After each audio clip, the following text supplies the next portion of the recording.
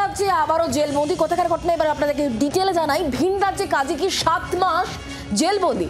মহারাষ্ট্রে জেলবন্দি রানাঘাটে দুই ভাই। জেলবন্দির সন্তানদের অপেক্ষায় নিরুপায় পরিবার। গত নভেম্বরে ঘটনা। মহারাষ্ট্রে গিয়েছিলেন দুই ভাই, পরিযায়ী শ্রমিক হিসেবে মহারাষ্ট্রে তারা গিয়েছিলেন। 27 ডিসেম্বর গ্রেফতার করে মহারাষ্ট্র পুলিশ। আমরা বিষয় নিয়ে আরো জানবো। বিশ্বজিৎ এই মুহূর্তে আমাদের সঙ্গে রয়েছেন, আমাদের প্রতিনিধি টেলিফোন লাইনে। বিশ্বজিৎ, জেলবন্দি যারা রয়েছেন তাদের পরিবারের লোকজন তারা কি বলছেন? তারা প্রশাসনের সঙ্গে যোগাযোগ করেছিলেন? কোনো সাহায্য তারা পেয়েছেন? দেখো, যেটা হচ্ছে যে পরিযায়ী শ্রমিক হিসেবে তারা কাজে গেছিল, সেখান থেকে গিয়ে মহারাষ্ট্র পুলিশের হাতে গ্রেপ্তার হয়েছে রানাঘাটের দুই যুবক।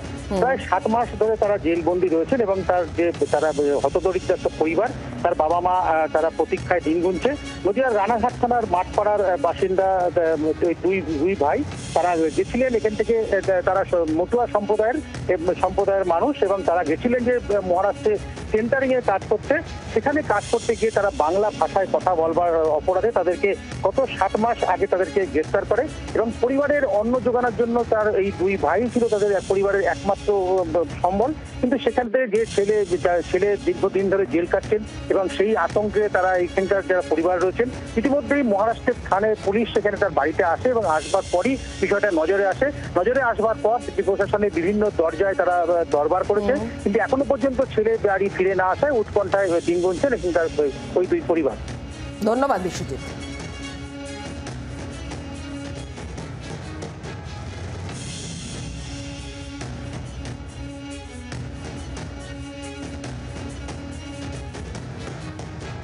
যারা ভিন রাজ্যে এখনো পর্যন্ত আটক পরিবারের লোকজন তারা দুশ্চিন্তায় রয়েছেন, অপেক্ষা তারা করছেন। মায়ের বক্তব্য কি শোনাবো এবং পাড়া প্রতিবেশীরা তারাই বা ঠিক কি জানাচ্ছেন, শোনাবো। আপনার ছেলেদের নাম? নয়ন বিশ্বাস আর মণিশঙ্কর বিশ্বাস। তারা এখন কোথায় থাকেন? মহারাষ্ট্রে। কি কাজে গেছে? রাজের কাজে। আচ্ছা, আপনারা কি ধর্ম, মানে কি ঠাকুরের আরাধনা করেন? মতুয়া, আমরা হরিচাঁদ গুরুচাঁদের ডাকি। আগে আপনারা কোথায় থাকতেন দিদি? আগে আপনারা কোথায় থাকতেন? দিনাজপুর। ওরা গেছিল মহারাষ্ট্রে কাজে যাওয়ার পরে যে তারপরে যে কি হয়েছে, আজ 6 মাস ধরে ওরা জেলে আটকাই যাচ্ছিল। হ্যাঁ, এই সাংবাদিক লোক আসতেছে, এ আসতেছে, ও আসতেছে, কোন একটা শুরু আমরা পাচ্ছি। কি জানতে পারছেন, মানে কি হয়েছে ওখানে যাওয়ার পরে? কিচ্ছু আমরা জানতে পারতেছি না। তারা না আসলে কি করে জানবো যে কি হয়েছে? আমাকে মতুয়া ভাই এখন তাকে যদি আটকাই যায় কি করি আমরা?